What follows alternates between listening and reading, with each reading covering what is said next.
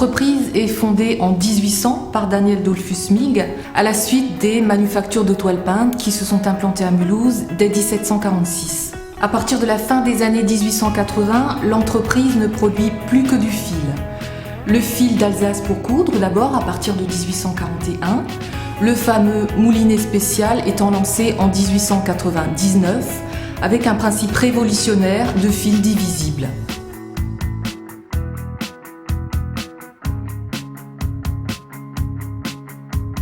Parallèlement, l'entreprise se donne une dimension artistique en faisant collecter à travers toute l'Europe une série d'échantillons de tissus, de broderies, de dentelles pour alimenter une bibliothèque, laquelle bibliothèque devra servir de source d'inspiration à toute une série de modèles.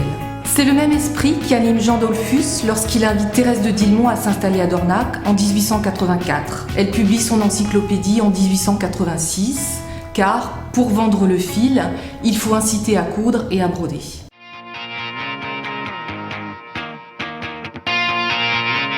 Le processus de production commence lorsque le fil, constitué de ces fibres de coton, est flambé pour éliminer les fibrilles à la périphérie du fil. Après cette opération, la fabrication passe par une étape de retordage, qui consiste à regrouper plusieurs fils en leur donnant de la torsion pour constituer la structure de notre fil mouliné. Après dévidage, le fil mouliné est mis sous forme d'écheveau, afin de le préparer aux opérations de mercerisage et teinture dans les meilleures conditions qualitatives possibles. Les écheveaux sont ainsi plongés dans un bain de soude pour leur donner une grande brillance et une meilleure résistance, c'est le mercerisage. Ensuite, vient l'étape essentielle de teinture, qui consiste à appliquer plusieurs types de procédés afin d'obtenir un coloris avec les meilleures solidités tinctoriales du marché. Les écheveaux teints étant humides, ils sont conduits dans un tunnel à air chaud pour être séchés afin de donner au fil souplesse et gonflant.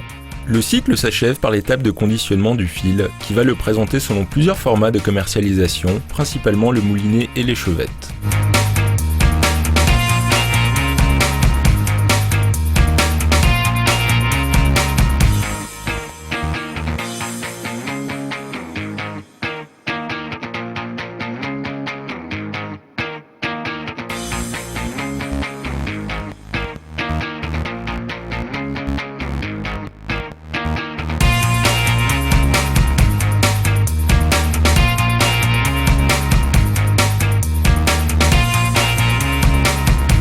Vous venez de voir en quelques images le processus de fabrication du fil dans notre usine de Mulhouse, fil réalisé avec grande qualité et respect de l'environnement. L'utilisation du fil DMC ne se limite pas aux seules créations de broderie traditionnelles. Pour exemple, découvrons quelques créations de jeunes artistes exposées à l'écomusée textile du parc de Weserling en Alsace.